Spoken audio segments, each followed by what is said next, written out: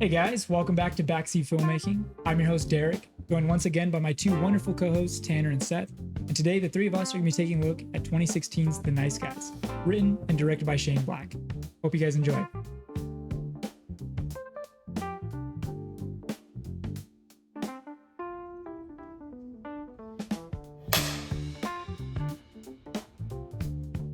Fellas, we are back. Episode 8. We're talking about The Nice Guys.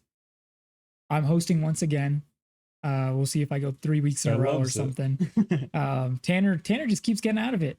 I don't know. Tanner, he's gonna host once a year at this rate. Like me or my movie choices. Apparently, has brokered a deal with the wheel. I guess. Wants to see me hosting. But Yeah, Seth, why don't you tell the people at home a little bit about The Nice Guys? absolutely.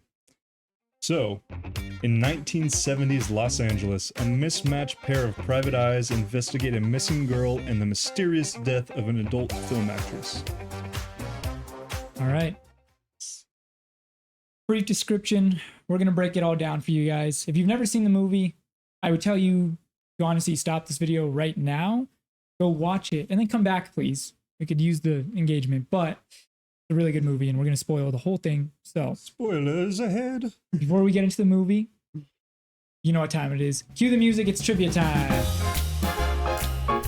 Love who's trivia. All right, boys, you ready? Now, continuing the trend of last episode, I'm sorry. You guys are going head to head. So I got 7 questions here for you. Whoever has the most correct answers obviously wins. The loser has to take a shot.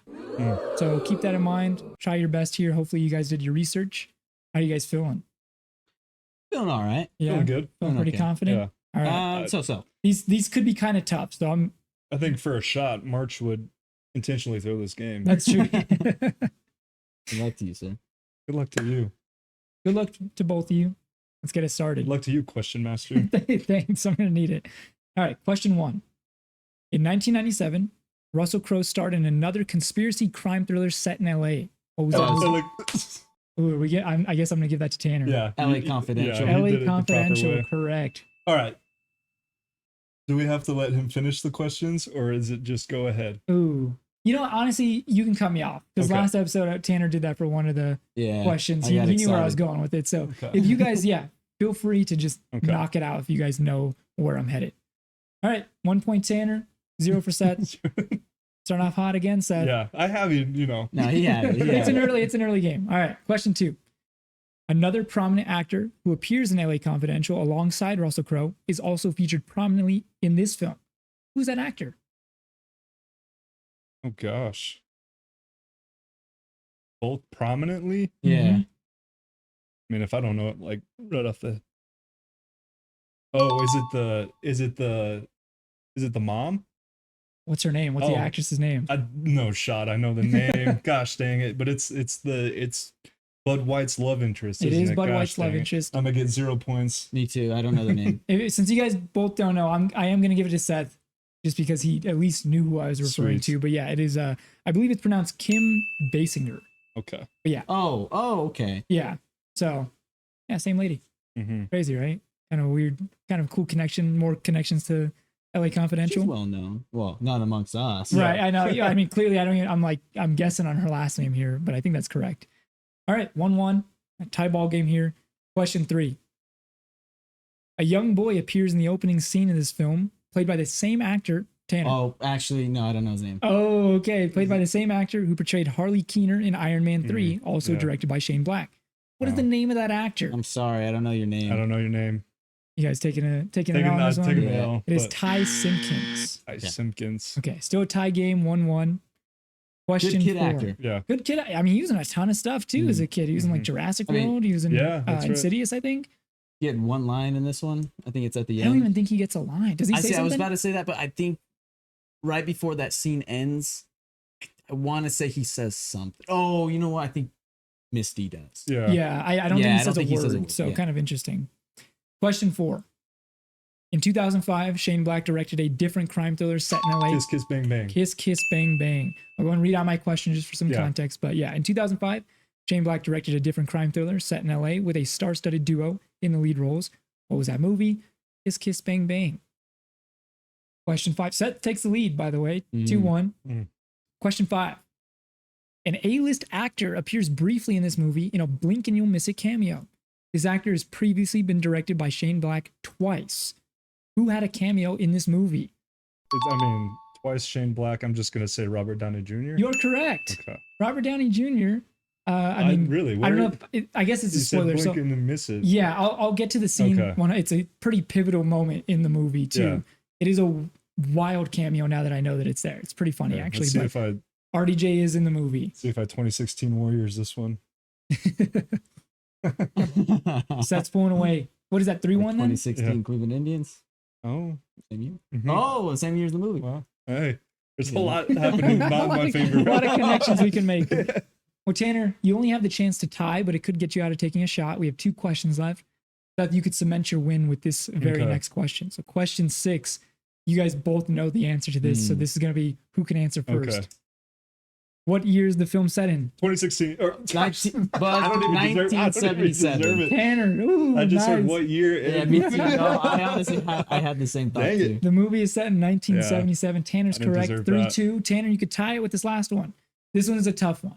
Okay. This is probably the hardest question on here, so I'm curious if you guys will get it. Margaret Qualley, who plays Amelia in the film, also stars in 2 other acclaimed films that are centered around Hollywood filmmaking. What are those movies? Buzz, I know Once Upon a Time in Hollywood. Correct. And I think I've mentioned this to you guys The before. Substance. The Substance. Yep. Well, okay.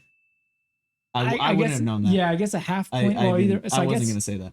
if you guys get a half point for that, Seth technically wins. Tanner, you're taking a shot. You're our biggest loser for today. Sorry. Deciding if I want to take that now. No, you saved it, but I'll take it now. Okay, he's gonna knock it out right away. So that was it? That was the last correct? question? Yeah, it was, that was my last question for you guys. Good game. Those are tough questions. I'll be honest with you. I knew that those were gonna go one of 2 ways. If you guys, you were ready for this one. All right, Shot time. well, shot time for Tanner. Cheers, boys. A valiant effort, but unfortunately not enough against the juggernaut Seth. Hey, I came back with a bang. I was really disappointed with my last 2 showings, so I had a lot to prove. I had a lot to prove. Well, you proved it here today, so Let's thanks go. for playing. Thank you. All right, fellas. Well, before we get into the movie, do you guys have anything other than I think the trivia stuff that we just covered? like one thing that I thought you might have had a question about. When he shows his PI ad, I guess it's like a direct nod to the Rockford Files. It's like an old. Oh yeah, you're right. An old TV There's like a show reworked from the version of that. Yeah, you're right. So this movie, before it was a movie, well, first of all, it was in production, like early development for I want to say like 13 years or so. Shane Black was trying to get this made, and I don't think he quite knew how to go about it. Originally, it was supposed to be a TV show. Well, I will say it wasn't necessarily supposed to be a TV show. It was like they were just trying to get it made in any way, and it was like a potential TV show. Although Shane Black himself said he's glad it didn't.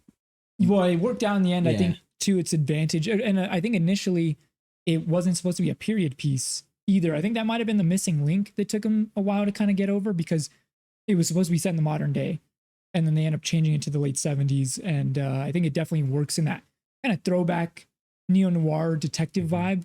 Yeah, definitely has a lot of atmosphere. I know Shane Black, he's like a huge fan of like the like early like detective work and novels and stuff. Definitely shows in the movie for sure. Yeah. And I want to say, if I remember right, I think they actually had Shane Black actually had written The Nice Guys before he even did anything with Kiss Kiss Bang Bang. You're right. Yeah. I think as early as like 2001. So yeah, he had this in the works for a good while. Just trying to figure out how to retool it and kind of make it happen. I think it wasn't until after the success of Sherlock Holmes that they realized they could do the period piece element to it. And he'd also had success with Iron Man 3, of course. And, so he had the studios behind him. He had the idea already locked and loaded for some time. And then it's like, okay, we'll let you make your little, detective noir movie that evidently flopped pretty hard at the box office when it came out. It's become very much a cult classic. I think a lot of people love this movie, but I would like to say I was there, but I was still 16. Yeah. So I had to do the old bait and switch. Probably bought like some Disney movie, Yeah. and then so I actually hurt the ticket sales while I stole. I stole from this movie.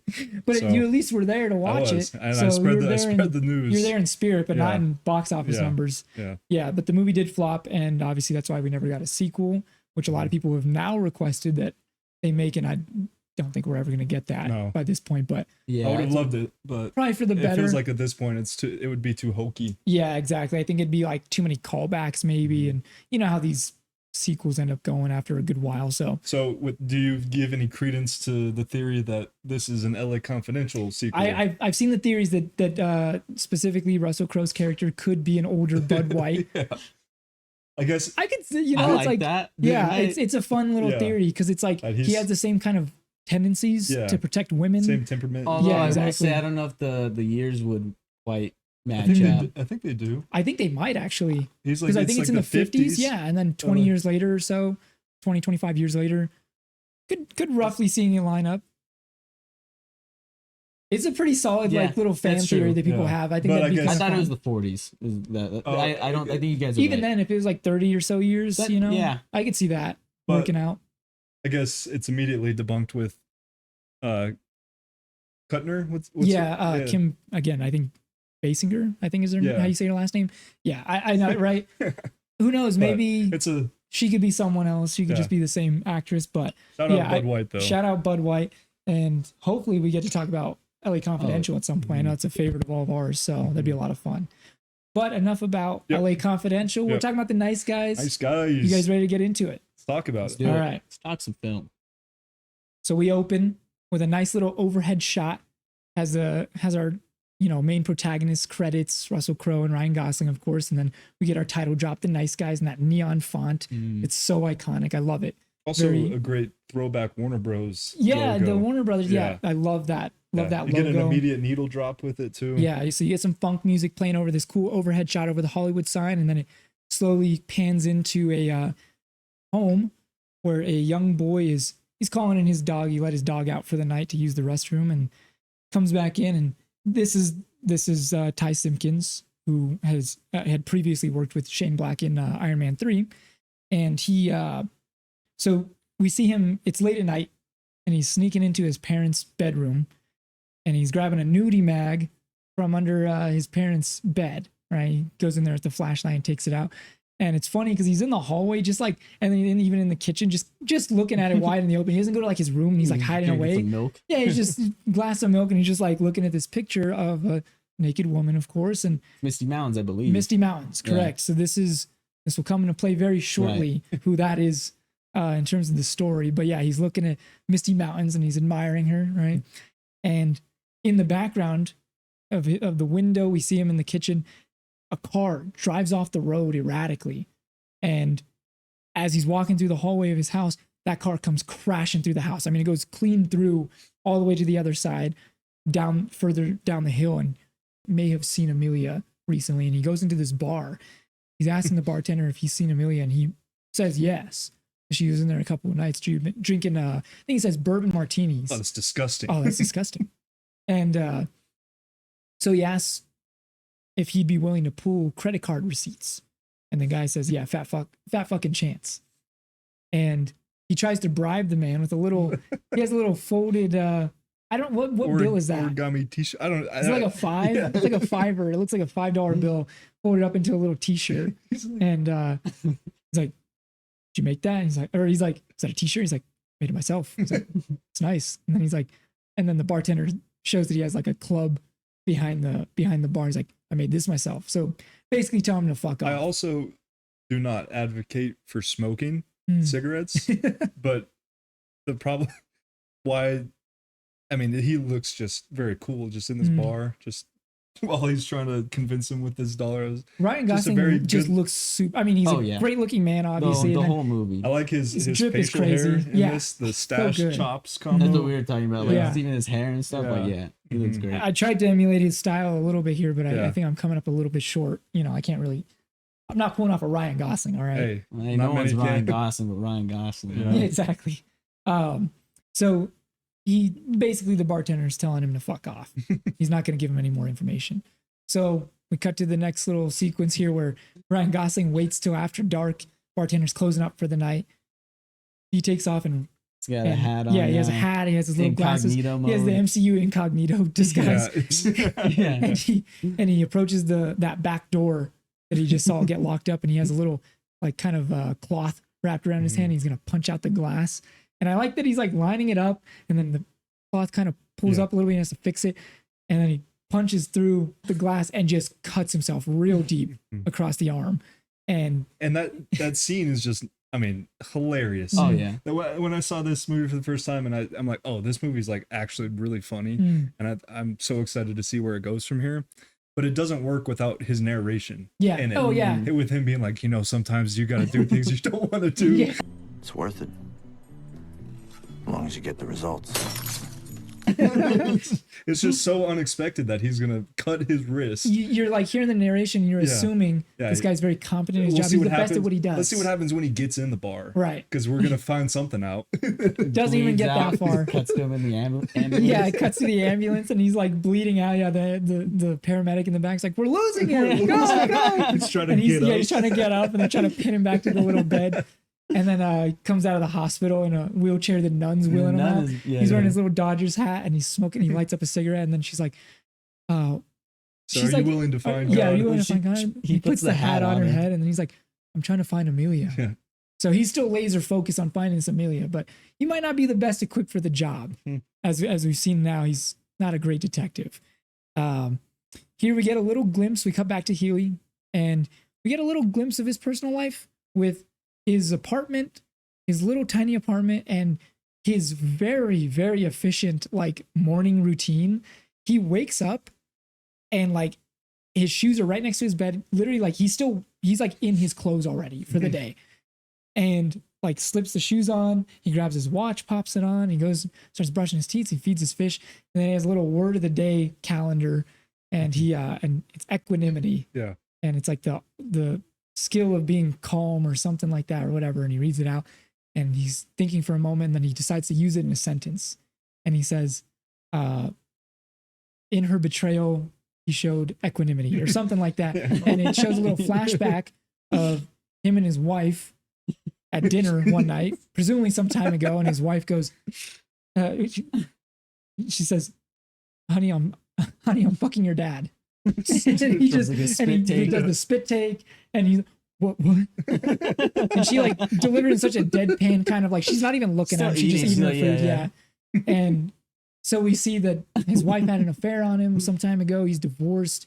He's living this life that is not, it's the opposite of luxurious, to say the least. And he still has a pretty sour taste in his mouth from however that went down. And he still seems pretty upset about it. But he takes off and he hits the light switch on in his apartment. It turns off like all the like the radio and the TV all at once. But the camera does focus on his brass knuckles that he typically has with him, left him on top of his TV. So we cut to he goes to confront the man on the note, as we know, Holland March, Ryan Gosling's character. And as he's approaching the house, he's driving through the neighborhood, and he sees a little girl in what appears to be like a vacant lot. It's kind of fenced off, and she's kind of just walking around. She has a little book in her hand, and he kind of just notices that. But then he drives up to the house, and he knocks on the door. It's a messenger service for Holland March. Is he here? March opens the door, and immediately he kind of like hits him with the palm of his hand and just like right in the nose, just right into it, gives him a bloody nose, and he kind of just starts throwing him around a little bit, kind of roughing him up. And March is obviously confused as to who he is. He doesn't know if he's being robbed or what. He tells him to take the money out of his wallet, and he's like, I'm not here for that. I'm here to deliver a message. And so he tells him to stop looking for Amelia. And March is like, okay, that's fine. He immediately like concedes. He's like, that's fine. He's like, she was just a person of interest. I'm not even looking for Amelia. Oh yeah, yes. March, he goes like, you can afford this as a PI? He's like, what's the question? Or what's the message? Yeah. Cause he's he's like kind of looking around. It's a nice place. Yeah. Very nice place. Yeah. And he's kind of like, yeah, you can afford all this. And so he tells Healy that, yeah, okay, I'll put a fork in me. Don't really put a fork in me. And so he gets up and then he goes, you want to know who my client is, who hired me? And he immediately tells him, he's like, yeah, old lady, Mrs. Glenn, 2 N's. And, Healy's kind of giving him shit. Like, you just gave up your client just like that? What does he say? He's like, I made a discretionary decision or something like that. He's like, no, you just gave her up without even me, And as he's distracted, Healy opens the cookie jar in the kitchen and grabs a revolver out. And as he turns to point it at Healy, obviously Healy knocks it away, knocking him to the ground. And he takes the gun, throws it into the kitchen. So he's trying to apologize. Okay, I get the message now. And then he scrambles for the gun again on the ground. He kind of crawls towards it, tries to grab it. Healy stops that, kicks it away. And by that point, he kind of realizes, like, okay, this guy's not going to stop. He's going to keep trying to get up on me in this situation. And it's interesting with this first interaction. I can't take the credit for this analysis of this part. If you look up Nice Guys like commentary on YouTube, you'll be able to find this video. How Healy mentions in the beginning of the film how, it'd be nice to be a private investigator. Those guys help people. Right. And so I think he has this fascination with what it means to have that PI status. Right. And then he finally meets one and he's nothing like how he thinks he should be. Like, you're giving up your client like this. Right. You're kind of a weak person. Yeah. And like everything is like, this is not how you're supposed to be. And kind of just like, it's an interesting like look at like how that dynamic is. And just wanted to mention that. And it definitely, that theme carries it throughout the entire film, where it's like, sure, you're a professional private investigator. You're supposed to be just that, professional, but he's anything but that. Yet Healy is actually more of a professional than March is. The way he kind of has like this noble, mentality of like carrying out a job, and he'll do it. He's not killing anybody, but he'll rough him up. He's been paid that amount and he'll do that job, So it's the dirty work, but it's also like he's executing it though. He's good at what he does. But you're right. I think there is this kind of like, yeah, I wish I could be something more. And then, he kind of has that illusion broken for him a bit in that moment. I think that's kind of nice. But in that moment, he takes March's arm and puts it behind him. And this is definitely one of the more iconic sequences in the film. If you've probably seen a clip of it online if you're familiar. No. But he's trying to grab his arm behind him and he's trying to resist. And then he says when you're talking to your doctor, just tell him you have a spiral fracture of the left radius. And then he just snaps his arm. Yeah. And Tanner, you said, March screams out in pain. He shrieks out in pain. Yeah. It's very high pitched shriek. And Tanner, you had mentioned that it almost sounds like a mariachi singer. Yeah, that's what it reminded me of. Very high pitched, like kind of almost like howling that they do. Yeah, very, very funny. Oh, it's so funny.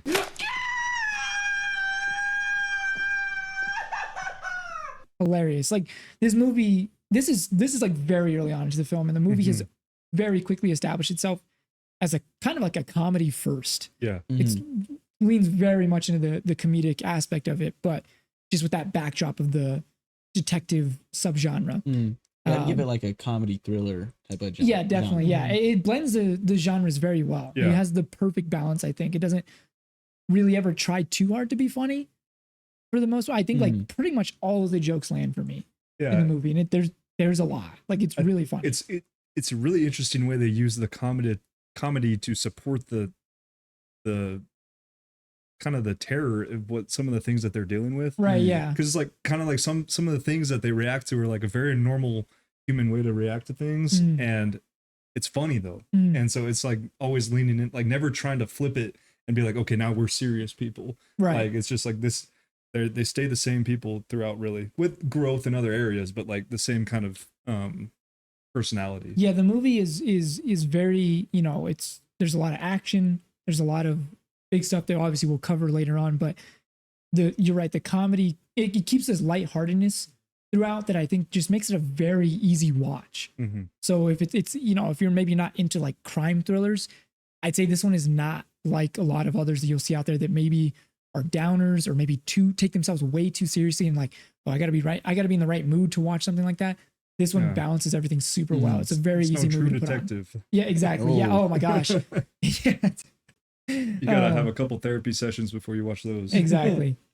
So Healy, he asks if he minds if he takes an apple on his way out. He grabs an apple out of the little fruit bowl on the counter, and as he's walking out, he encounters that young girl that he saw in the vacant lot, and he asks about that. Hey, didn't I see you playing in a vacant lot a couple blocks over? And yeah. And then and then she's like, "You want a yoo-hoo?" She offers him a chocolate milk, and he's like, "Oh, a yoo-hoo!" And he throws the apple away, like just like, "Okay, I don't need this apple. Fuck that. I want some chocolate milk, baby." And I think he tells her like, "I haven't had one of these in 30 years," And have you guys ever had a yoo-hoo? I have, yeah. Yeah. Really good. I love chocolate milk. Yeah. Isn't it like chocolate water? I think it is actually. Yeah, I think it's like a different like. You might be right. It's really good. I don't know. I've never actually had one. Yeah, I've had a yoo-hoo. They're really good. There's a line that he says to her that always like it's like. I feel like I hear what he's saying, but it's like it's such a weird line. It's like me, he for you, who. Yeah, exactly. I think that is what he says. I know. It's always like I wonder if is that like a slogan? I assume that's their slogan or something from back in the day, or maybe just in general. Yeah, I've always wondered at the same time. Like he's like me for you, who, and he holds it up to her. Yeah, and then he takes off. Well, and then it's funny too because then she asks like, "Oh, are you a friend of my dad's?" And he's like, "We're business associates." And tells him he's inside resting. Yeah. But so he takes off, and this is when we again see Healy by himself. And first of all, very funny cut here because it cuts straight to him with like 3 cases worth of yoo-hoos. So he's hooked. Yeah. He's back. He's like he never stopped drinking them. And he returns home. His apartment is like the second floor of like a comedy club. Yeah. So it's like not even an apartment. It's like an office. It's like a little like literally like an office. Like that's what his like bedroom is, like the office of that, and like a little conference room kind of thing that he's just turned into like a little apartment. So must have some kind of deal with the owner to live there, probably really cheap or whatever. But well, like the security guard or like the bouncer, he was cool with him. Shook his hand. Yeah, he knows he lives up there. It seems like he probably has a good relationship with everybody that works there and stuff. So he's walking up and he notices a man following behind him, and he's like, "This isn't a personal area, or like this is a private area or something like that." And he's like, "You looking for the bathroom?" And as he's saying this, well, first of all, one of the goons, the older goon, is Keith David, played by Keith David. Keith David. Love Keith David. He's so great in this. I honestly wish he had more to do. I almost wish he was like the main villain, just because I think he's that great. I love Keith David, but he's really good in this role. And another goon opens the door. He was already in his apartment. He points the gun at them, so they both have a gun drawn on him. And he says, "We're looking for Amelia." He knocks him over the head with the butt of his gun and knocking him out. And then spills the yoo-hoos. They're in the glass bottles. So they crash everywhere. The chocolate milk goes everywhere. R.I.P. to those yoo-hoos. Gonna have to buy some more cases. That kind of sucks. Can I stop just for a second before we go into the next awesome scene? This movie does a great job of always driving the thing that everybody's kind of what the protagonists and antagonists are all working towards, and like what the root of all of this is like the gas or like something about cars or the smog in the air, and that the comedian's joke is about like cars. Like it's about like something about they're gonna move cars to corn, and that'll turn into gas. Yeah. And then he's like, he says something like I've been doing that for years, something stupid like that. But it's interesting, like it's always the background is always supporting the car, and like the not so much the smog in that scene, but like this world is around, this movie is around these cars, and like that's what all these people are kind of working around. You're absolutely right. I mean, even the very first time we see March, when he has that TV in front of his bathtub, the TV is showing a preview for an upcoming auto show that's going to be taking place in a few days. And the reporter even mentions something about, so I have to ask, because she's talking to a representative of the auto manufacturer, whatever that one is in particular. But she's like, I have to ask about the allegations. And then he kind of like sidesteps that question because he's like trying to skirt around, you know, the more serious things at play here. But you're right. There's like this backdrop. There's even like because there's like an establishing shot at one point. I think there's like the radio playing and the reporter's talking about like there's a smog report and to stay inside until after 6 p.m. Right. if you're planning on doing any frivolous exercising or something like that. So the air quality is bad. They're setting this backdrop to everything. It is all connected. Small spoiler there, but it all kind of come into play with this conspiracy that this movie is focused on. Yeah. But we as the viewer, you're right. It starts setting those little clues here and there, and then we're in it now. So it's very, very clever writing in that way to kind of start setting the stage, and instead of things just happen, they like stumble upon it. It's already there. There's already this shit happen, and then they're just in it. So also, good point. I have never looked into it, but I think that I have a suspicion that comedian is the same actor that was in a couple episodes, maybe scenes of a Drake and Josh episode where he's got the big afro and the glasses. Dude, I was thinking the same thing. Yeah. That's crazy. Because you don't get a good look at his face. But you hear the voice and you see the big hair. Afro. I was thinking the exact. That's crazy. Yeah. I'll put in a picture of the actor we're talking about. That could be, I think. Yeah. If that is him, that's kind of a crazy pool that we can. We're like he's that recognizable that you can see the side Drake of him. And Josh episode. Yeah. I'm curious if it's him now. I'll have to look into that, but I'll put in the edit. You guys will. We might be wrong. I don't know. We'll see. But we do cut from there after he's knocked out to, again, somewhat of a major player in the story, Mrs. Glenn. She's the old lady who had hired March initially to look for her niece. Her niece is Misty Mountains, who we already saw die in that car accident at the beginning of the film. So she's pleading with him that, like, I saw my niece 2 days after the accident. So she's aware of the car accident. This is not lost on her.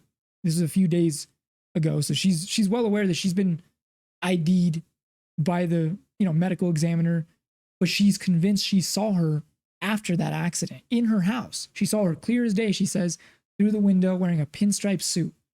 And so she's being very particular. She must have seen something. And then she says she saw her get in her car and drive away.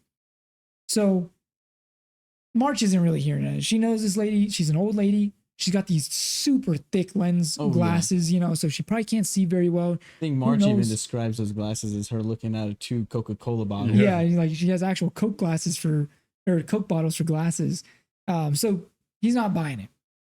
And he's kind of apologizing, like, I should have never taken this case in the first place. I should have never taken your money.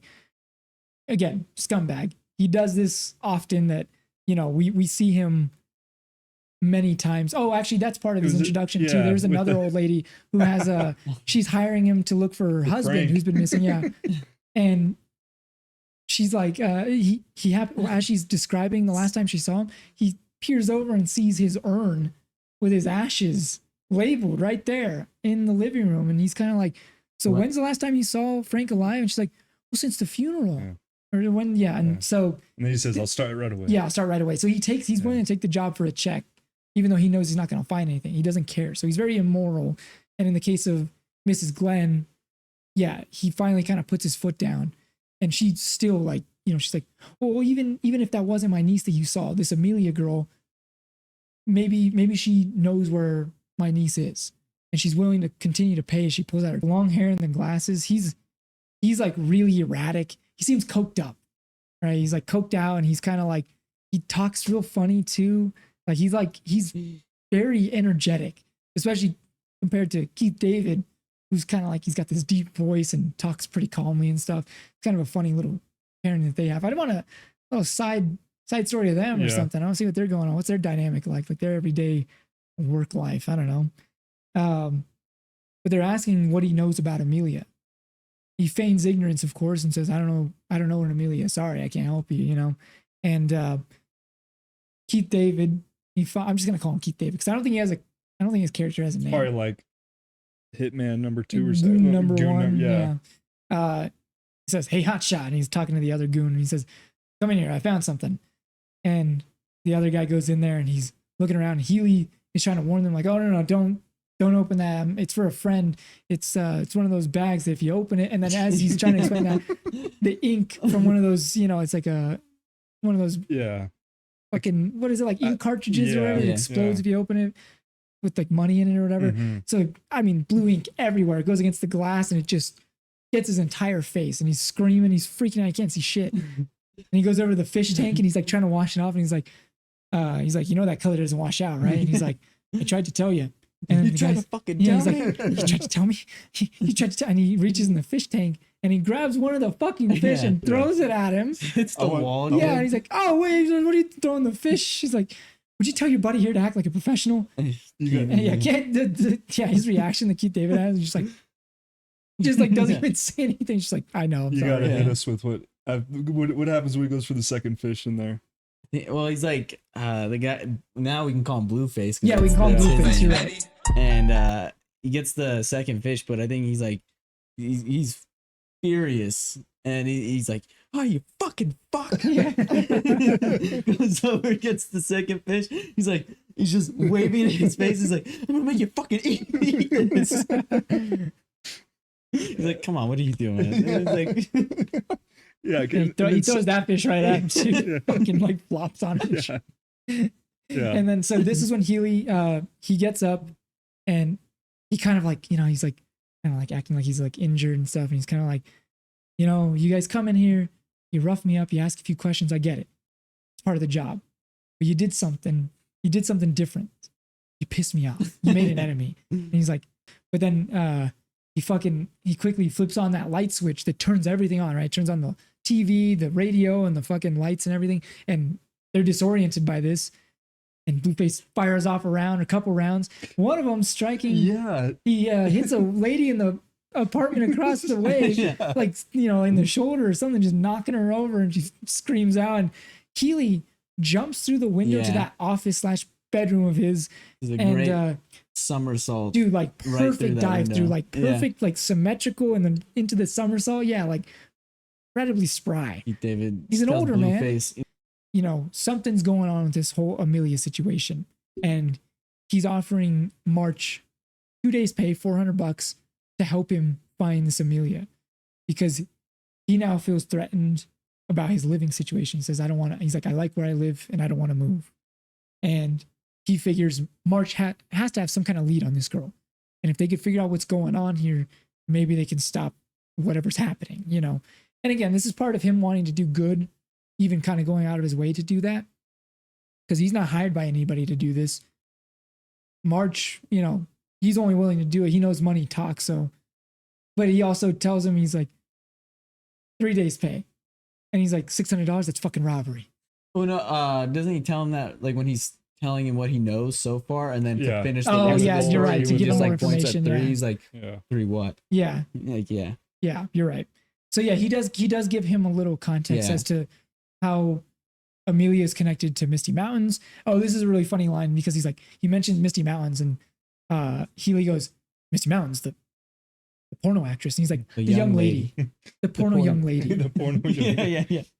Some of the line deliveries in this movie they're just perfect, man. Yeah, especially from Ryan Gosling. Their chemistry so far is so great, man. It's off the charts. I love, again, another kind of behind the scenes is how much Ryan Gosling wanted to work with Russell Crowe. Right. Yeah. And Ryan Gosling has said when he's reading Healy, he's like, this is Russell Crowe. Like, I can't. And so it's just like, it's very natural between them, and you would have never thought. I think that was the motivating factor for the two of them, actually, is finding out that they were both like kind of the first choices for these roles, and then they're kind of like, oh, I just want to work with that guy. You know, so that's really cool that they just want to work with each other, and then they got the opportunity. And it's wonderful. Watch any interview with the both of them; they are still their characters. They act the exact same. It's hilarious. I've never seen. It's so good. Really? Yeah. They just bounce off each other. They're so natural. Yeah, it's great. Even if it's not a Nice Guys too, I need to see them. I would love to see them just in a movie together. Yeah, they're so great. I mean, like, again, still very early on in their chemistry, it's just like off the charts. They just you're really invested at this point. They got this snappy attitude towards each other. They're very different guys, but they kind of want to accomplish the same thing. It's like the perfect recipe for such a good movie. And like you said, Shane Black has experience with this, with Lethal Weapon and Kiss Kiss Bang Bang. Kiss Kiss Bang Bang is definitely like the blueprint for this movie, because RDJ and Val Kilmer in that movie are hilarious. Their chemistry is so good, and they're like, I mean, like they're so snappy towards each other. They're just so sarcastic and just throwing jabs at each other. It's perfect. It definitely sets the ground for this movie, and I think this is even better. I think it kind of perfects that formula. But yeah, so they're talking, and this is pretty funny. Holly walks up and she goes, but and claps right in his ear into Martin. Jesus, and he goes, sorry, I was just giving you a rim job. And she's like, rim shot. Healy looks at him like, what the? Because she asks about it early in the movie, right? Like, don't they have a scene where she's like, what's a rim job? And he has to. No, I don't know. Am I thinking of a different? That's probably a different movie. I'm thinking. You know what I'm thinking of is Vacation. The Ed Helms one. Yeah. Where he's like, never mind. They don't previously talk about it, but I guess they probably mentioned it before if she picked up that word. And rim shot. And looking around. So ultimately, he agrees to take the $400, the 2 days pay, and he's like, if we find her before the 2 days is up, I keep the rest of the money, and he agrees to that. And he's like, good, because I already know where she's at. And Holly shakes his hand and kind of looks at them shaking hands like, why are you involved in this? Well, see, even Russell Crowe and Holly have a good little back and forth. Yeah. Like their chemistry too. Yeah. Like, I mean, she's just great. She's really good. She's like, you beat people up for money? He's like, yeah. She's like, it's so cool. Could you beat up my friend Janet? Well, how much you got? Is she a big girl? She's tall. Super annoying. Yeah, really, really funny, like child performance. She's like super natural, really great. Also, again, Shane Black with these child actors in Iron Man 3 with Ty Simpkins as Harley Keener. It has a lot to do in that movie, and he's really natural. And with RDJ too, like he's really good at directing kids, I guess. I mean, even the kid we get later on too. Right. On the bike. That kid's really fucking good too. Hilarious. So Seth, I know you wanted to talk about this scene. We go to where March believes he'll find Amelia. Okay. So what happens here? So they walk up. It's kind of a overhead shot of all these people on laying down on these stairs. I can't remember their dialogue leading up to it. Yeah, they're having they have a really funny back and forth line where they're talking about ventriloquism. Yeah, he's like you know that you can stop talking if you keep your mouth shut or something like that. He's like, well, no, maybe not a ventriloquist. So no, he's like, that's fake. He's like, whatever. It never works. Yeah, it never works. Never. Like, he's pissed at ventriloquist. Yeah. It's just a great line leading up to this. He's like, all right, here you go. She's in there somewhere. It's like, what do you mean? Like, it's Amelia's protest group. Like, well, where is she? He's like, it's Amelia's protest group. It's like, and they say something else like, and then one more time he says, it's Amelia's protest group. Yeah, like, why do you keep saying that? It's because it's a protest group. She created it. She's here. She's like, will you guys shut up? And so basically all these people are protesting the smog, right? The pollution, so they can't talk because they're plain dead, and they are hoping that Amelia's in there. Like, Amelia, like, we can't talk to you. We're dead. And they kind of keep going back and forth, and he's like, what are you guys protesting about? And they got the guy sitting there with the gas. He's like reading. Yeah. He's like, any of you guys know why you're protesting? The air. Birds can't breathe. It's like, well, what happened to you guys? Don't you guys? Didn't the gas mask save you? Yeah. I think I kind of think about it. Yeah, it's like. Like, I love the way he says that. He's like, the birds can't breathe. Yeah. So they. And then I think someone says they're not there. Yeah, March he's like, listen, Amelia, we know you're here. And then a girl finally sits up. He's like, hey, dickhead, Amelia's not here. And then he's like, where is she? And he's like, her boyfriend, it's her boyfriend. Her boyfriend died 3 days ago. Like, died. And that's why she's not here. And I love when he steps on somebody. Oh, yeah. I thought you were dead. I think she's like screaming. She's like, fucker. It's like, all right, which one of you cock and balls wants to make 20 bucks? And then a hand shoots up. So they take this kid, name's Chet. I will note Chet is this is played by, I believe his name is Jack Kilmer. I have it written in here. You could probably guess this is Val Kilmer's son. Oh, wow. That's really cool. Yeah, really cool. Who, again, Shane Black worked with Val in Kiss Kiss Bang Bang. So really cool little bit of casting there. And once you look like him. See, I was gonna say once I knew that and I rewatched it, he looks a lot like I'm like, oh I can yeah, see he's the facial kind of structure of it. Yeah. Like, you know, he's a skinny guy, but I think he looks a lot like him. I mean, go figure. But you know, kind of a cool little casting there. And so Chet, he shows him, he takes him to Dean's house. Dean is Amelia's boyfriend, and well, the house is all burned down. He's like, yeah, burned down 3 days ago. He said that he had a bunch of film stock in his bedroom, and it all went up, and so all of his life's work and Dean went with it. So Dean died in this fire. Really makes you think. No, it doesn't. No, it doesn't, Chet. And so there's a kid passing by. So this is also, first of all, this seems like kind of a dead end for them, and they're kind of annoyed by it. There's a kid passing by on a bike. Hey, kid, what? And he asks the kid, he's like, you know anything about the guy who lived here? And he's like, yeah, filmmaker guy. Dean, I think is his name. And then he's like, yeah. And then he's like, Chet is like, experimental films, right? And, or first he's like asking about it, and he's like, what did he say? Like, what's it to you? Kind of shit or whatever. And then Chet's like, hey man, he'll pay you $20 if you tell him something. If you answer. And he's like, I didn't say that. And then so he pays him the $20. Like $20. Takes it and thank you. Yeah, I knew the guy. And then so he's saying that he's a filmmaker, and Chet's like, experimental films, right? He's like, yeah, more like nudie films.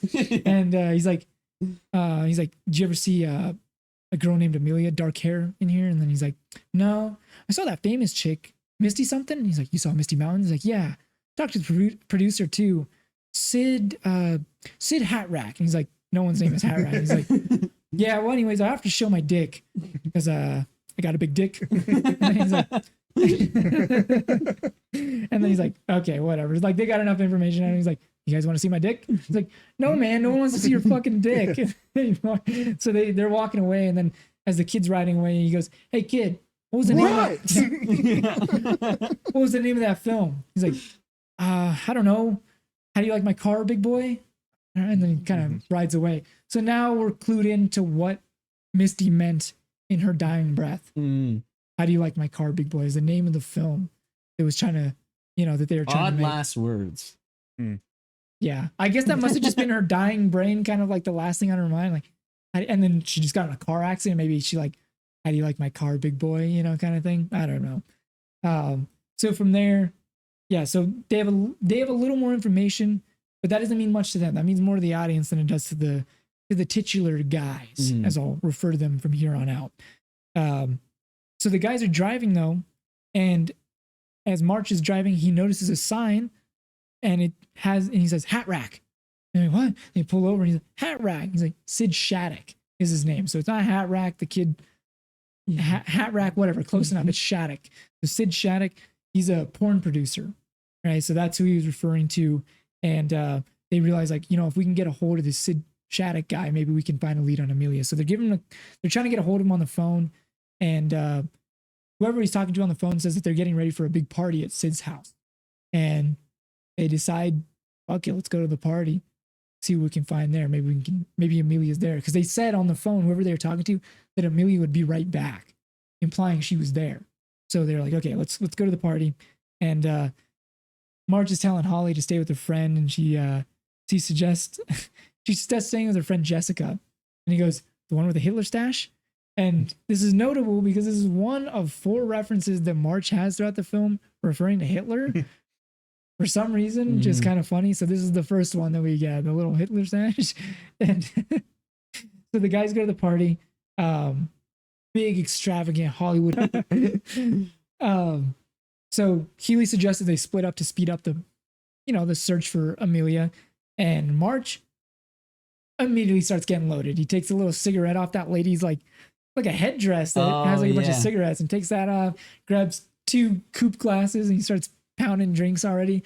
Hey, it's on the house. Fuck it. Might as well have some fun while you're here.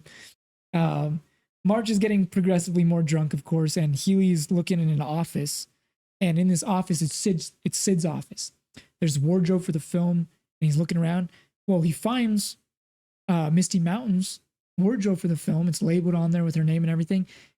Pinstripe suit, it's the same suit that Mrs. Glenn had seen, that she had referred to previously. So again, Healy doesn't know that, but as the audience, we're kind of getting clued into like, okay, so maybe Mrs. Glenn isn't full of shit. Gotta be honest, went over my head.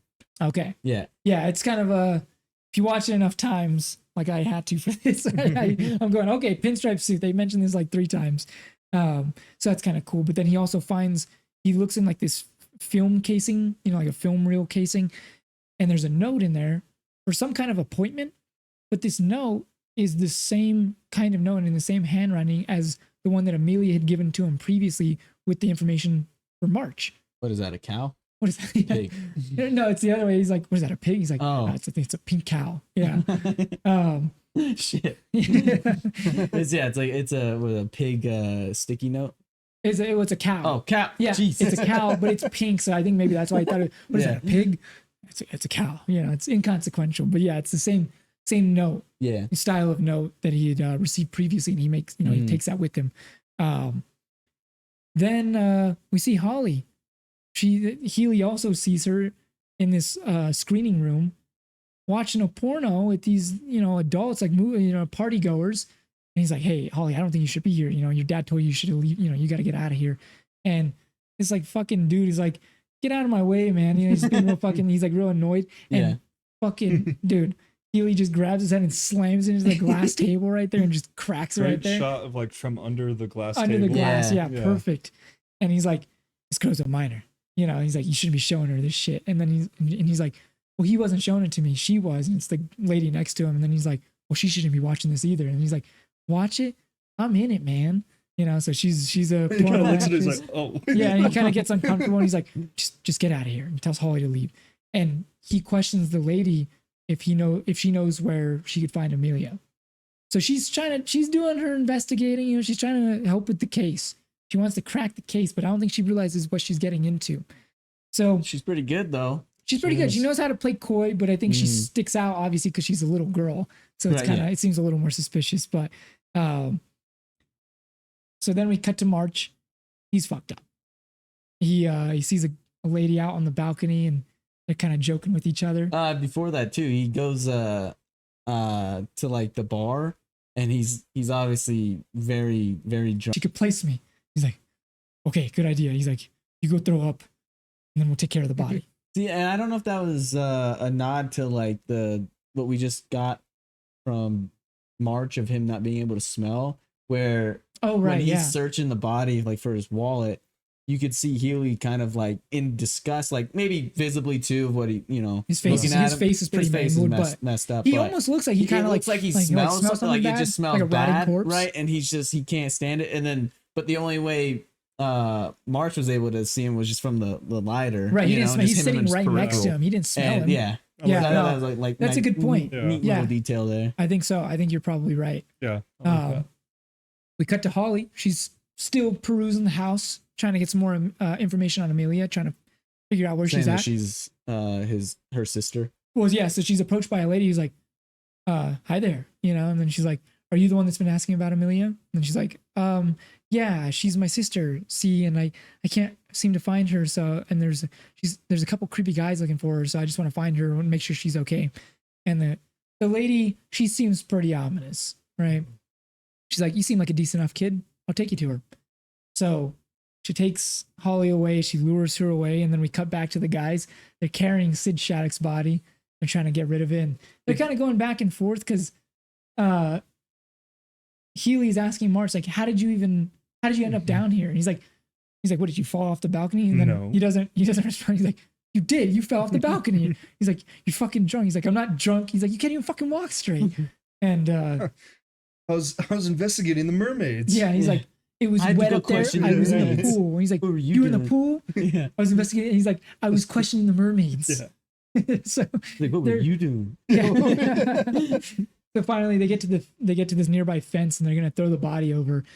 They throw it over, and it cuts to this like dinner party, like this outdoor dinner party of like a neighbor's house, real fancy dinner party, and the body just comes crashing down like so hard, and they all freak out, like, get out of here. And they just dip out. So we cut back to Holly, and just another great like use of comedy in a sense of like they're dealing with a dead body, Mhm. and like it's like this has become a very serious part of the movie, And they're still like not and even. then now it's like 40-foot drop to a dinner party, Yeah. dead body. Like, And I love that, that he decided like to do something with that. Like Yeah. after they throw it, they didn't need to even show. Yeah, they could have just the hit it, body or even after. just said like, "Yeah, let's get rid of it," and then you Yeah. cut to the next scene, and Yeah. okay, they must have gotten rid of the body. Throws So it over the funny. fence and just fucking plops down in the middle of this dinner table. yeah, that's Hilarious. such a yeah.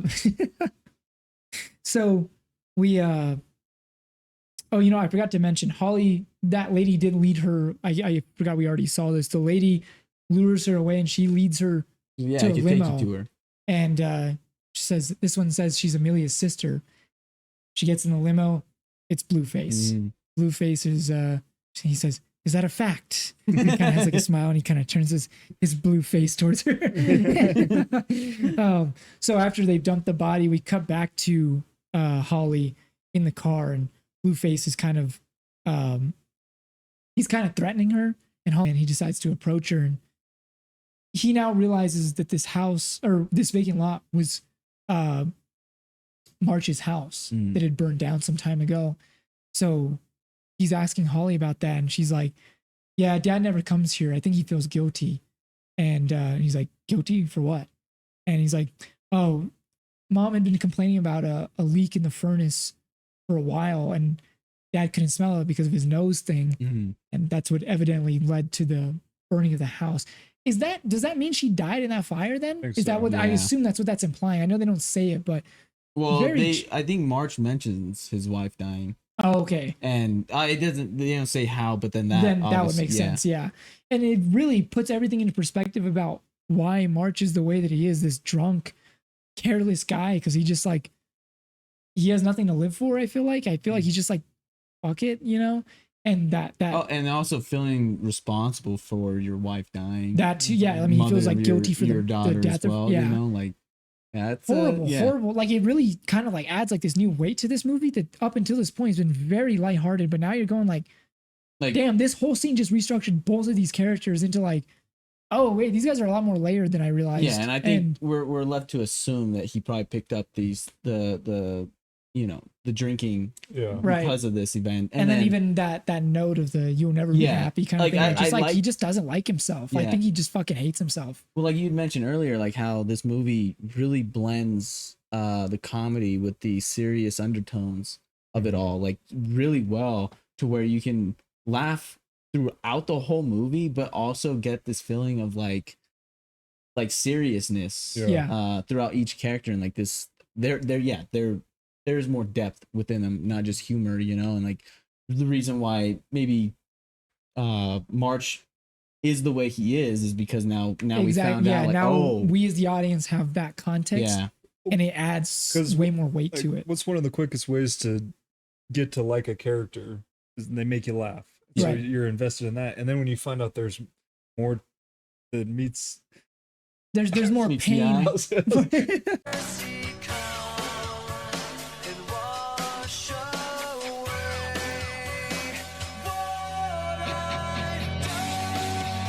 directed by Michael Bay. There's that fucking Linkin Yeah, Park song. yeah, I'm just hearing that right now. Yeah, I really didn't want to finish that. I should have just powered through it. Anyway, yes, they're like you were saying, there's more layered and there's more depth. Damn it. That's so funny. Oh, No, you're yeah. absolutely right. I'm gonna put this in the edit because that's Yeah, so no, funny. I didn't get it right away. You guys are laughing. I was like, what's going on? Yeah. Oh, No, you're definitely Yeah. right. And again, this is what makes me love this movie so much, is that if it kept that lighthearted tone all the way through, I'd still love it. This just adds a little extra kind of like, oh, this they're going for something here. Mhm. And I love the like, god damn. Oh well, then this interaction with Holly and March. I'm sorry, with Healy. They're I keep getting their names for some reason backwards. But Well, Holly. His name is Holland March. Her oh, name's you're Holly. right. Yeah, okay. Yeah. Just realized that. And then also, I thought her name might have been a reference like to Hollywood. Oh, I just kind of, because there's a point where they're talking about Chet early on in the film, and they're like, "Yeah, the Chets of the world. This is what Holly's." Jets of the He world. says that this is what Holly is staring down the barrel of. Yeah. I thought he meant Hollywood. I didn't realize. Oh wait, no, he's talking about Holly, his fucking daughter. Like all these dickheads in the world, you know. Yeah, I wanted to mention like this. Like I think it's very like strategic to make Holly provide the background of March or of Holland than him doing it himself. Like it just kind of adds that extra like layer because he would never do that himself. Yeah, he doesn't go up there. He doesn't. He can be a drunk fucking idiot, but he's not gonna drown his. You know, he's not gonna trauma dump on you. And that's kind of a callback to like how you mentioned Healy not caring for the sob story. Holland doesn't need to give you that either. Right. Yeah, it really, again, it makes him way more layered that he has all this under the surface, and he's trying to suppress this with alcohol, of course, and humor, and yeah, being a goofball and shit, and just kind of not,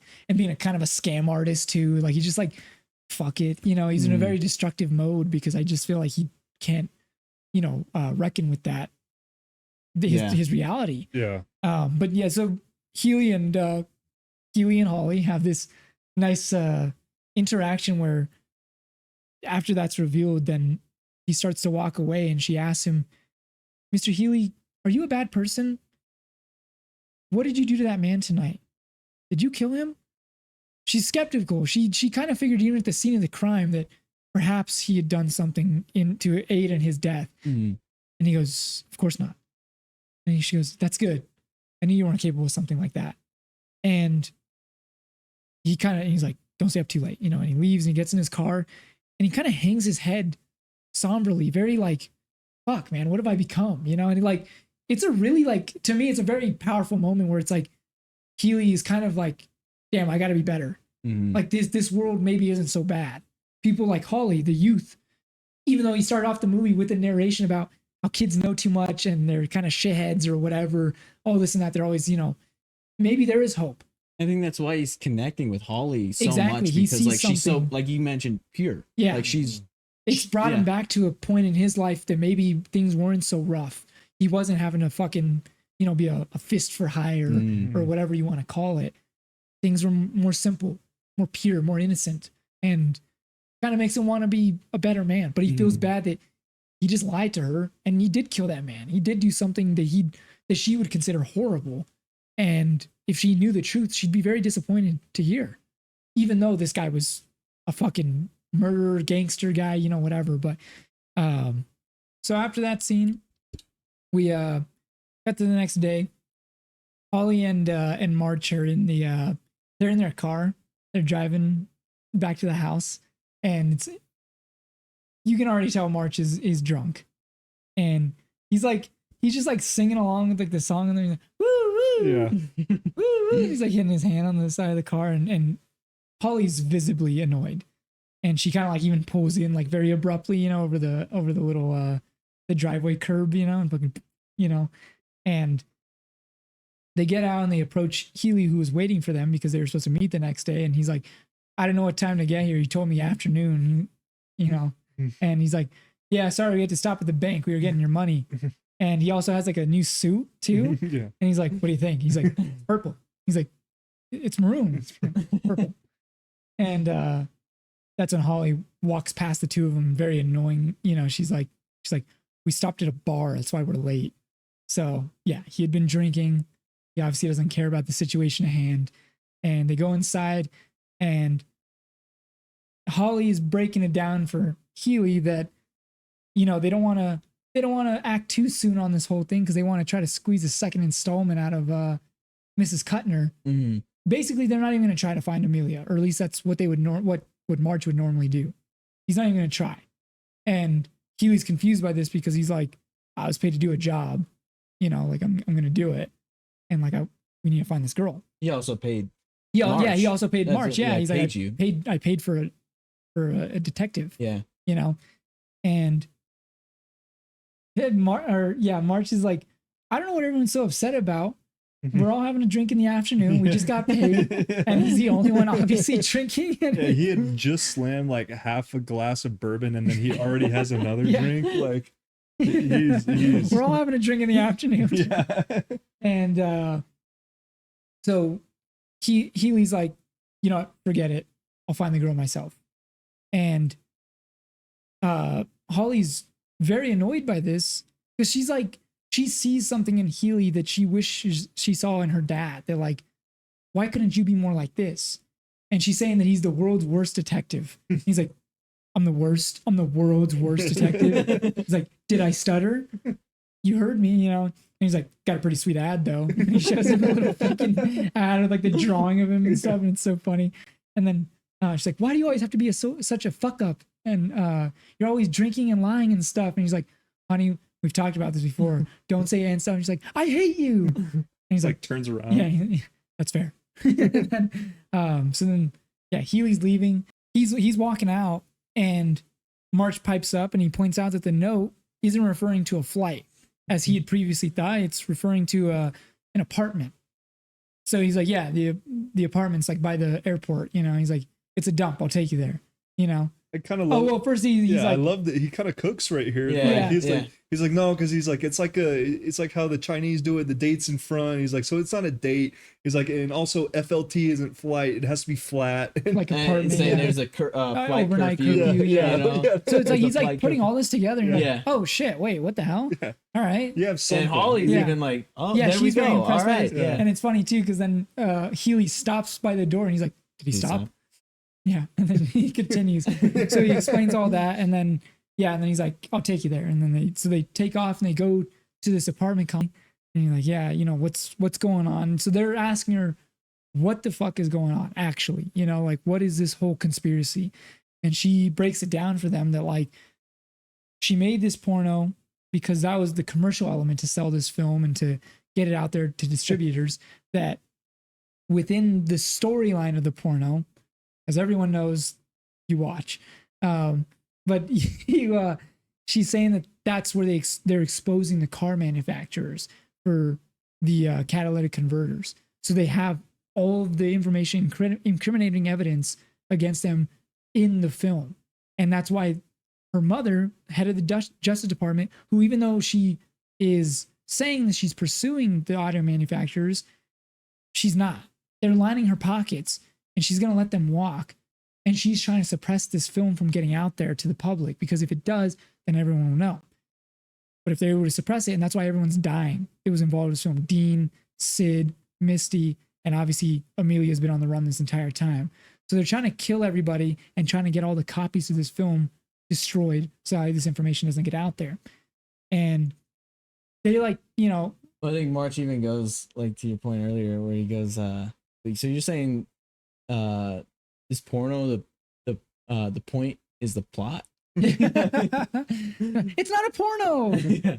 I also that's just the commercial element. before they wake her up, Healy's like, how should we wear it? He's like, you know, we should flick her ear. He's like, my brother used to flick my ear. I hate it.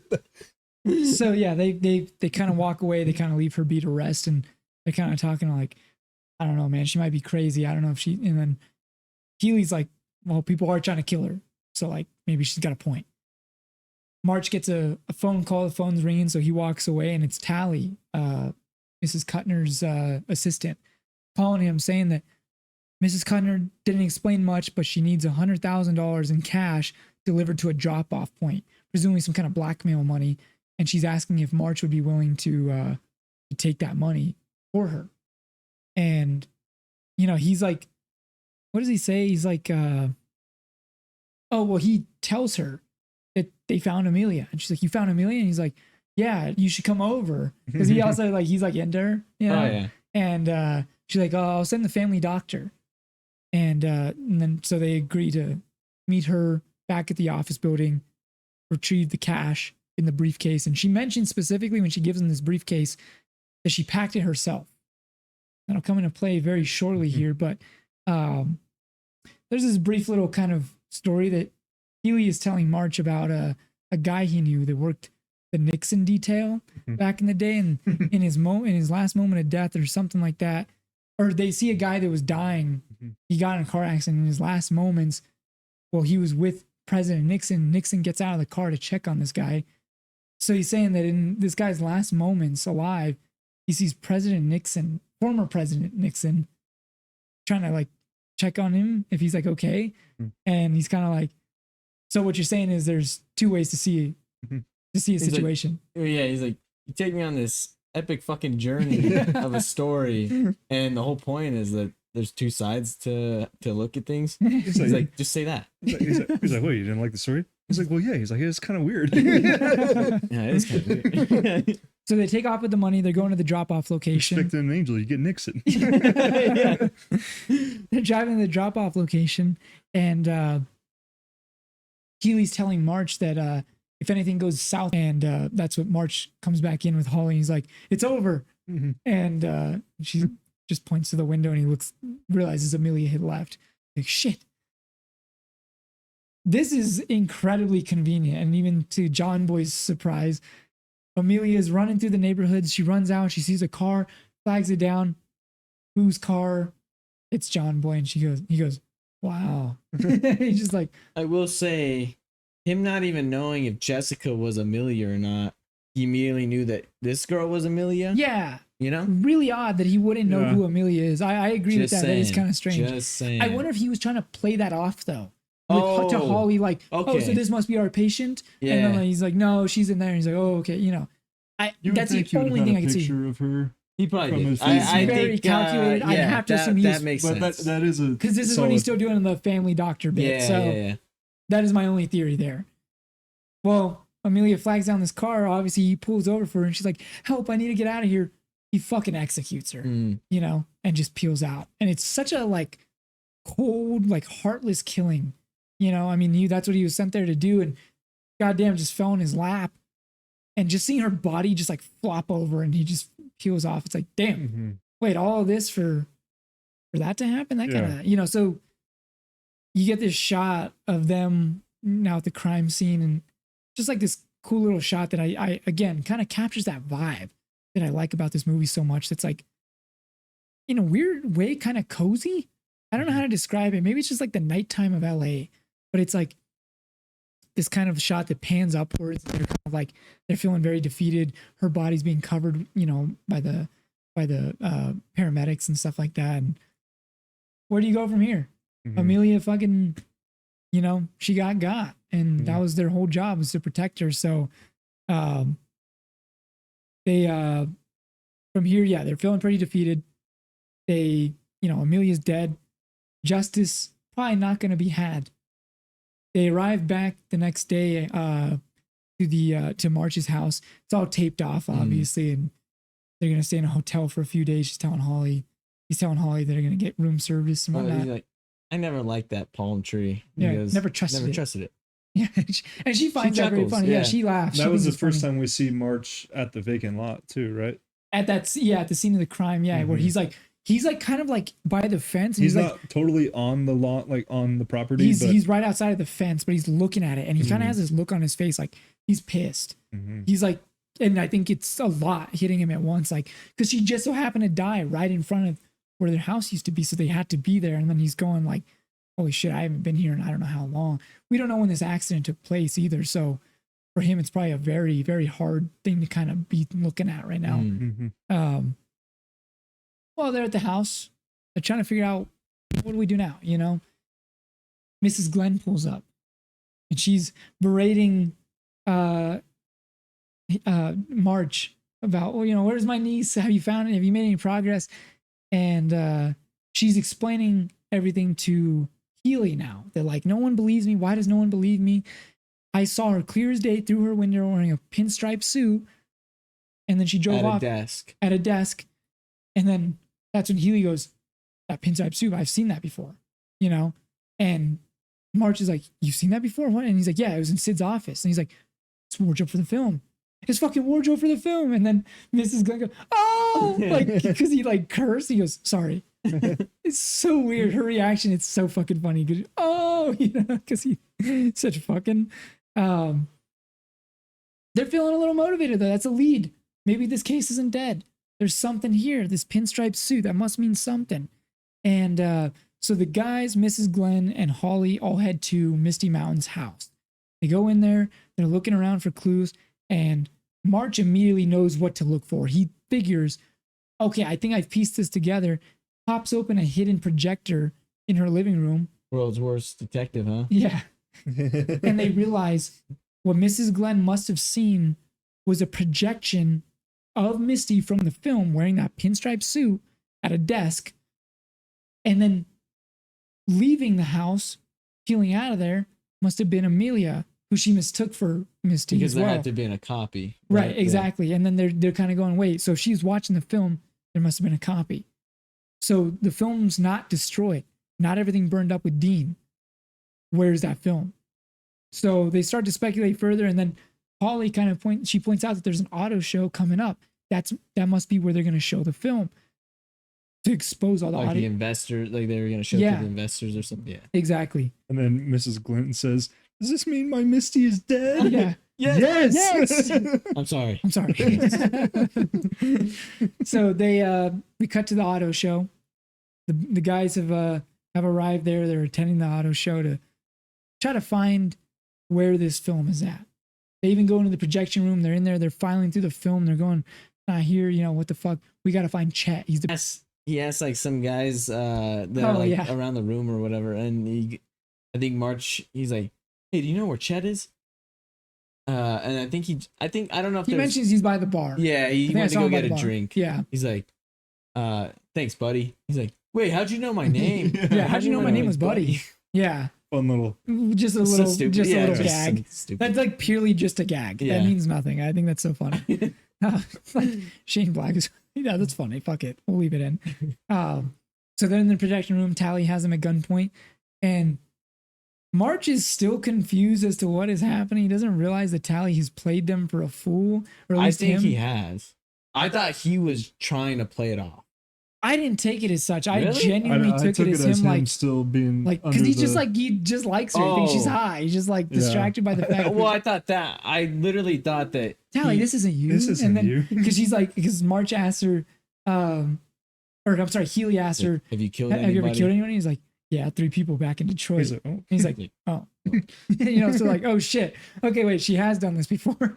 And he's saying like, this isn't you. And then he's like, you're not a killer. You're not a killer. And he's like, she just said she killed 3 people. Well, I know, but not deep down. Yeah. But like, that's what I mean. I think he's aware. To me, that's maybe what I is. I guess I thought he was trying to play it off so she doesn't kill them. I guess I could see that. I didn't take it as such, but I could see that now that you say that. So, and we hear a knock at the door, room service. And she kind of turns her head, and that's when March goes on the floor. He very quickly goes to Healy's ankle. He's trying to get that ankle gun that he showed him earlier. He's feeling him up, basically. And he's like, what the fuck are you doing? And then Tally's like, what the fuck is he doing? And he's like, I don't know. I'll ask him. I don't know. I'm going to ask him. What the fuck are you doing? And where's your gun? Like, where's your fucking gun? He's like, what gun? And then, you know, and he's like, your fucking ankle gun. He's like, who told you I have an ankle gun? And he's like, you did in the car. You were telling me you had an ankle gun. Oh, check out my ankle gun. Look how cool he's it like, is. I never said that. And he's like, wait, oh. And then he's like, did I fucking dream that? And he's like, yeah, you fucking dreamt it. He's like, fuck. So he dreamt that in that entire driving sequence. The Phantom Chekhov's gun. Yeah. See, it's funny. The first time I ever saw this movie years ago, I'm going, okay, we got a classic Chekhov's gun. Mm-hmm. Love it. Love a good Chekhov's gun or some kind of narrative device they set up. Literally dreamt it. Hilarious that does not even exist. But see, I think that also made me think that he was just playing along, only to set that to up. Go for the like gun. Play dumb and then do that. To find his moment. Okay, that's interesting. Yeah. Because that does play in later. Because it seemed like an obvious moment of him playing dumb. That does play into a later scene of him being able to play off a situation. Yeah, that's what I mean. Ignorance. I think he. You know what? Maybe you're onto something, Tanner. I didn't. That's how it just seemed. That's interesting. I hadn't thought of that. That is actually a good point. That is honestly could totally see that. Either way, because like he already knew that she was the one that packed it herself. That's true. He was already aware of that. Yeah, you're right. I guess maybe he was blinded by the fact that he really liked her. I still think that he was like.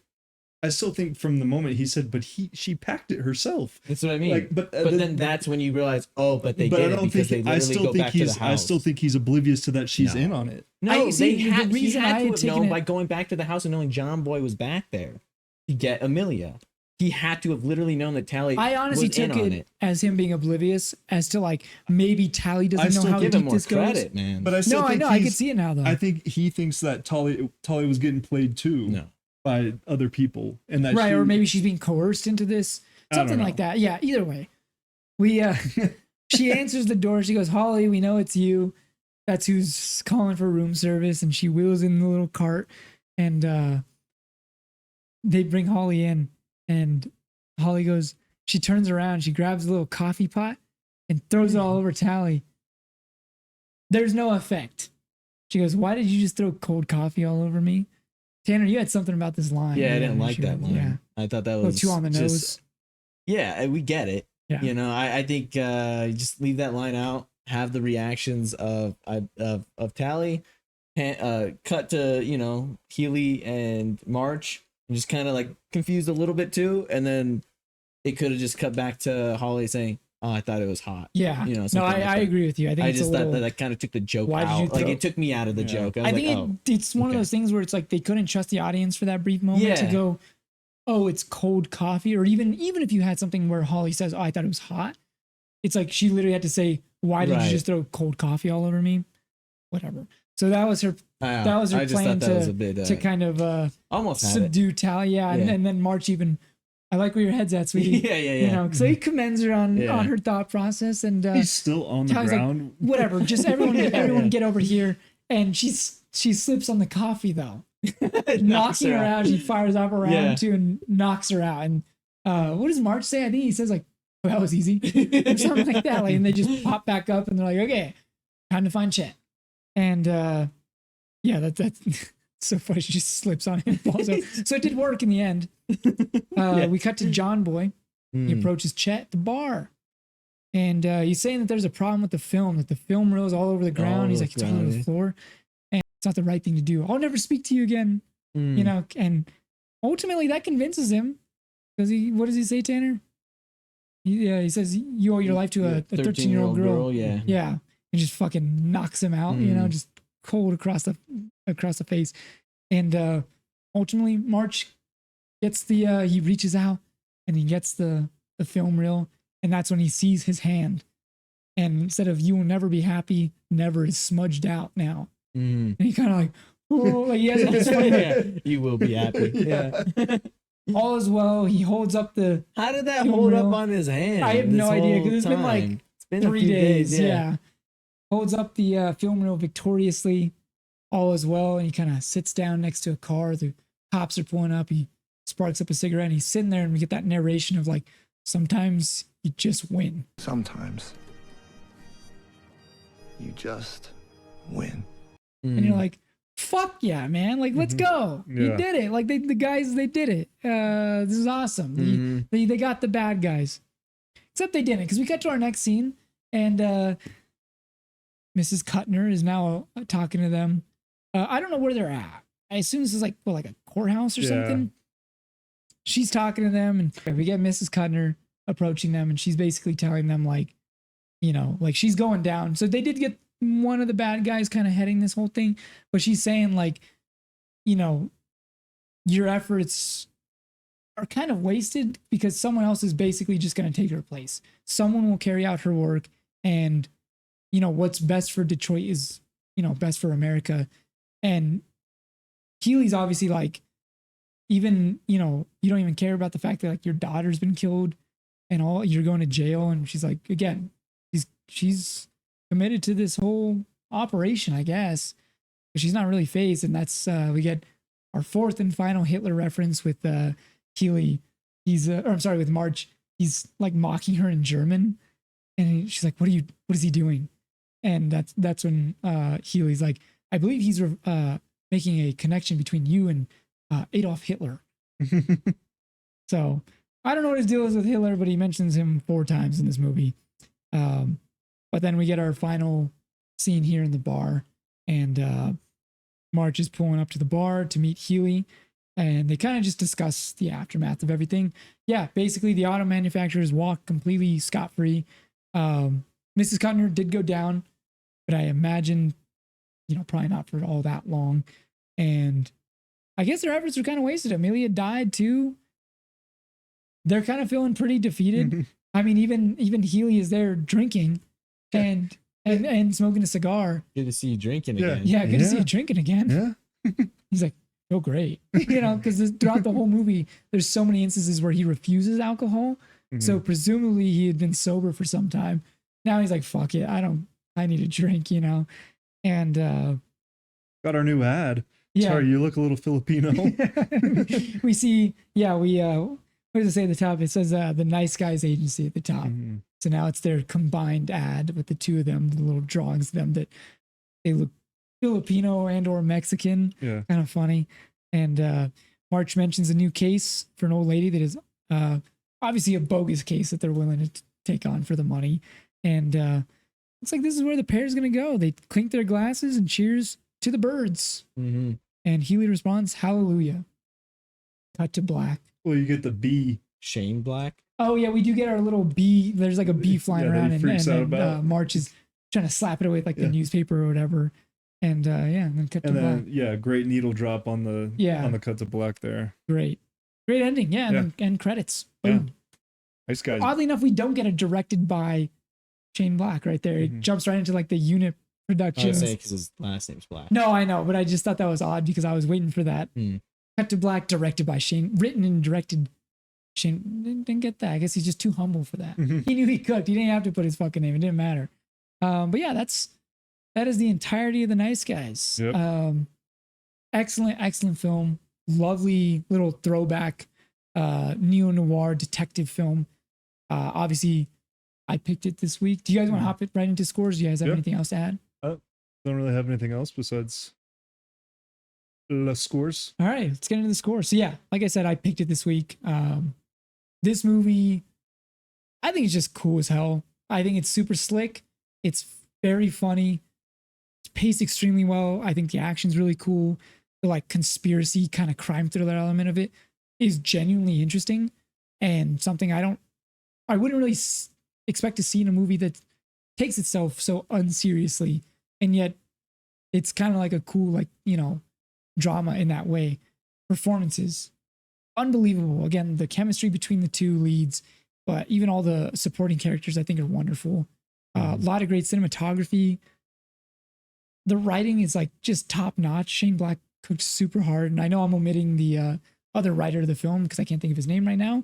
Sorry, we'll put in the edit, but they did a really terrific job. I think this movie's excellent, and I'll keep this very brief, but I'm gonna give it a 9.8.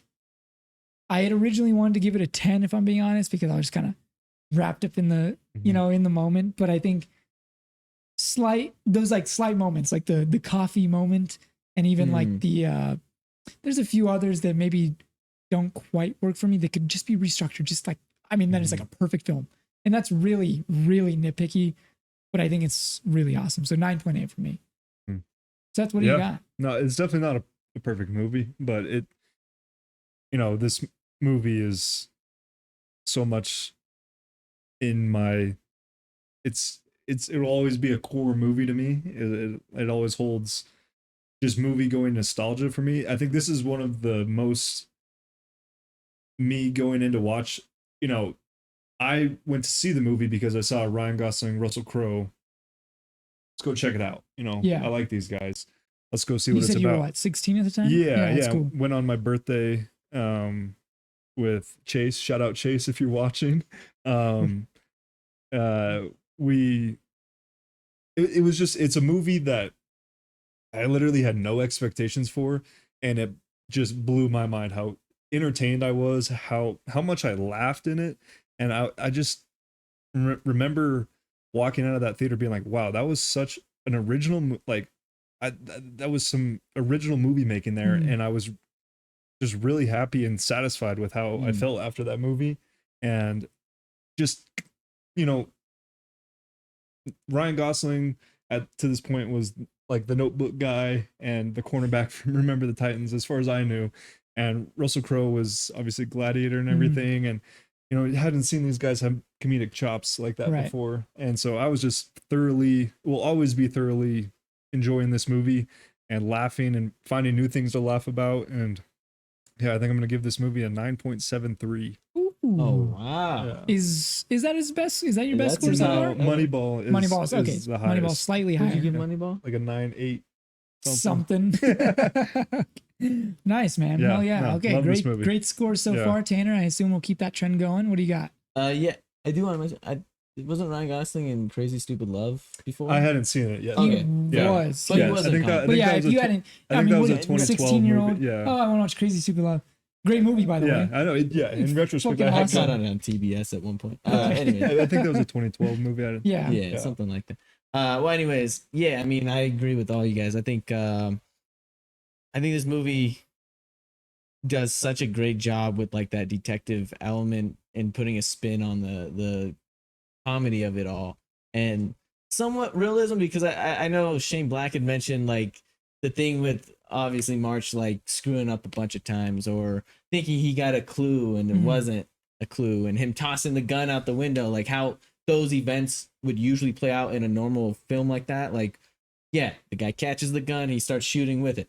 No, this one goes out the window. I just love those little details that give it that humor effect, and it's just it's cool. This movie's just, it looks cool. They look cool.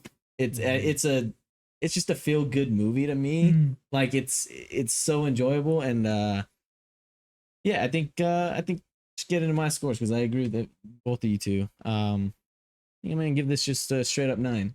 It's a great movie. Yeah. Nice. I think there's little nitpicks I could do, but overall, I think anytime I watch this movie, I'm gonna have the same amount of laughs as I had the first time watching it. So it really speaks to the movie's rewatchability. Yeah. Oh, yeah, I think so. Like I think the playback sometimes value of this movie is very, very high. Like I think if this was just thrown on at any point of the movie, no matter where it was, I think I could just watch the rest of it. The classic thing of like you're doing laundry and you catch it and you're just gonna stand there with the basket in your hands for like 15 minutes watching it. Yeah. Great film. I'm glad this one got picked. I think I kind of knew going in, you guys had seen it, and also we were all gonna really enjoy talking about it. So a lot of fun talking about it. I think that does it for this episode. I do want to mention before we wrap up here, what we have coming up. We got some Superman. Yep. Superman's coming out soon. We will have a review for that as soon as it comes out. So look forward to that. If you're a fan of the channel, you probably know we do these very extensive talks. We will not be doing that for Superman. It will be a spoiler-free kind of quick review just on our thoughts after the premiere. Yeah. Same with Fantastic Four in a few weeks, but did want to mention that ahead of time. Yeah, thank you guys for watching. If you guys got to this point. And again, if you've somehow gotten to this point and you have not actually seen the film, would highly recommend you just go check it out. But you guys got anything else? Yeah, you'd be doing yourself a disservice if you don't watch this. Yeah, 100%. 100%. I think this movie is good for anybody, honestly. I think anybody could watch this. But yeah, I think that does it for episode 8, Backseat Filmmaking. Thank you guys again for joining us here. D. Norris, take us away. For the birds. Hey, fans and subscribers of Backseat Filmmaking. Thank you, viewers, for watching. You need to like, subscribe, comment, and generally don't break bad on the comments, all right? Because I'm going to kick your butt, all right? You don't want the DE after your ass. So do all that and support Backseat Filmmaking.